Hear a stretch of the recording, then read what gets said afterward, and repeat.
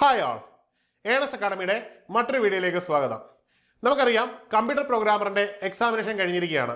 കേരളത്തിലെ 4 വ്യത്യസ്ത തസ്തികകളിലേക്ക് നടത്തിയിരുന്ന ഒറ്റ എക്സാമിനേഷൻ ആയിരുന്നു ഈ കഴിഞ്ഞു പോയത്. ഈ ഒരു എക്സാമിനേഷനെ പറ്റി വിലയിരുത്തുമ്പോൾ എക്സാമിനേഷൻ ശരാശരിക്ക് മുകളിൽ നിലവാരമുണ്ടായിരുന്നു എന്നുള്ളതായിരുന്നു വസ്തുത. അതുകൊണ്ട് തന്നെ ഉദ്യോഗാർത്ഥികളെ സംബന്ധിച്ചിടത്തോളം നിങ്ങൾക്ക് ജോലി കിട്ടും എന്നുള്ള സാധ്യത വളരെ കൂടുതലാണ്. എന്നിരുന്നാൽ പോലും നമ്മുടെ പ്രയത്നങ്ങൾ ഇനിയും മുമ്പോട്ട് കൊണ്ടുപോകേണ്ടതുണ്ട്. ഉദ്യോഗാർത്ഥികളെ സംബന്ധിച്ചിടത്തോളം ചില ഉദ്യോഗാർത്ഥികൾക്ക് അവരുടെ പ്രിപ്പറേഷനെ സംബന്ധിച്ച് ആശങ്കയുണ്ട്, ചിലർക്ക് ആത്മവിശ്വാസമുണ്ട്. എന്നാലും ചെറിയ ആശങ്ക നിലനിൽക്കുന്നു എന്നത് വസ്തുത തന്നെയാണ്. എന്നിരിക്കുമ്പോൾ തന്നെ ഇനി എന്തൊക്കെയാണ് നിങ്ങളുടെ മുമ്പിലുള്ള പ്രതീക്ഷകൾ എന്നാണ് നമ്മൾ ഈ വീഡിയോയിലൂടെ പ്രധാനമായും ചർച്ച ചെയ്യാൻ പോകുന്നത്.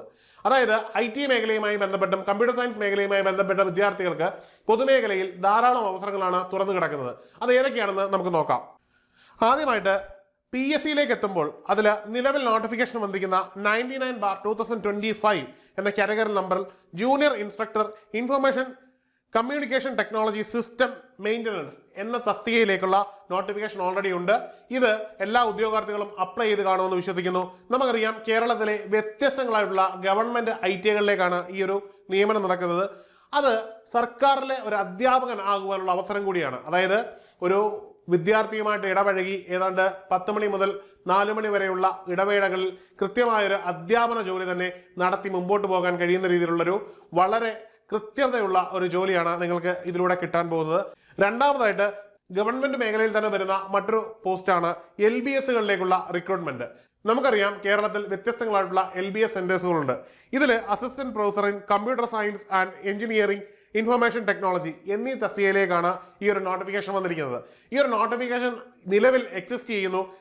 ഇതിനോടകം അപ്ലൈ ചെയ്തിട്ടില്ലാത്ത ഉദ്യോഗാർത്ഥികളുണ്ടെങ്കിൽ ഉടൻ തന്നെ കയറി അപ്ലൈ ചെയ്യുക. ഈ 30-ാം തീയതി വരെയാണ് ഈ ഒരു പോസ്റ്റിലേക്ക് അപേക്ഷിക്കുവാനുള്ള സമയപരിധി. ഈ ഒരു പോസ്റ്റിനെ പറ്റി പറയുകയാണെങ്കിൽ LBS സെന്ററുകളിലെ അധ്യാപകനാകുവാനുള്ള അവസരമാണ് നിങ്ങൾക്ക് ഇതിലൂടെ കൈവരാൻ പോകുന്നത്. ഈ ഒരു നോട്ടിഫിക്കേഷൻ നമ്പർ എന്ന് പറഞ്ഞാൽ 01/2025 ആണ്.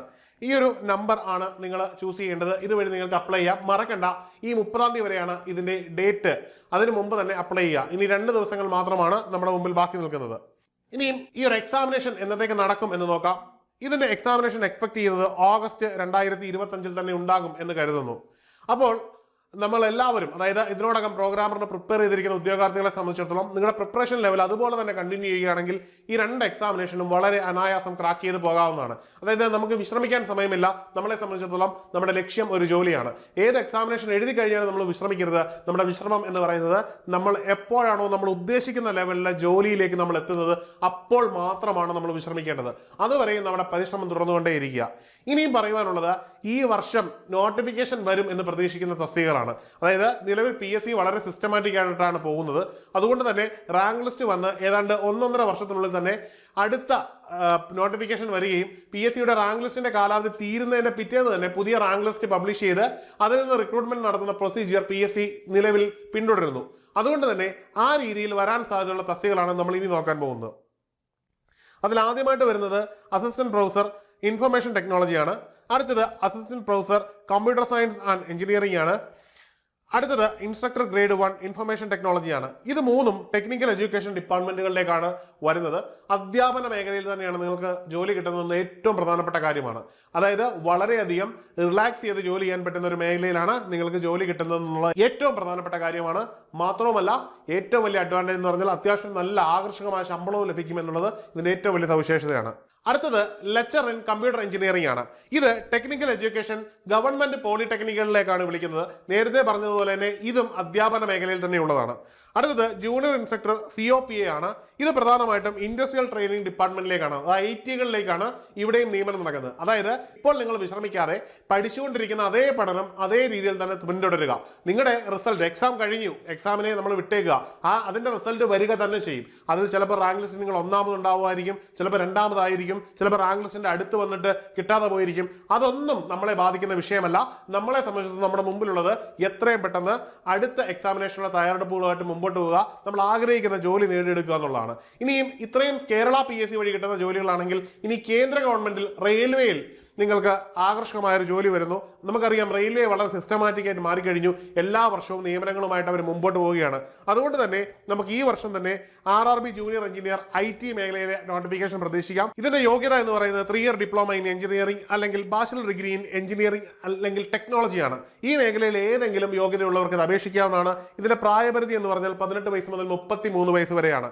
ഈ ഒരു എക്സാമിനേഷന്റെ നോട്ടിഫിക്കേഷൻ നമുക്ക് പ്രതീക്ഷിക്കാൻ കഴിയുന്നത് ഈ ജൂലൈ സെപ്റ്റംബർ മാസത്തിലാണ്. അതായത് നിങ്ങളുടെ മുമ്പിൽ വീണ്ടും അവസരങ്ങൾ തുറന്നു വരുന്നു എന്നുള്ളതാണ്. അതായത് നമ്മുടെ പഠനം ഇതേപോലെ തന്നെ കണ്ടിന്യൂ ചെയ്ത് പോവുകയാണെങ്കിൽ നമുക്ക് ആ ഒരു മേഖലയും വളരെ ഈസി ആയിട്ട് തന്നെ ക്രാക്ക് ചെയ്ത് മുമ്പോട്ട് പോകാൻ പറ്റും എന്നുള്ളത് വളരെ ഉറപ്പുള്ള ഒരു കാര്യമാണ്. ഇതൊരു ടെക്നിക്കൽ എക്സാമിനേഷൻ ആയതുകൊണ്ട് തന്നെ കോർ ഏരിയാസ് ഒക്കെ നമുക്ക് ഒരേപോലെ തന്നെ എക്സ്പെക്ട് ചെയ്യാം.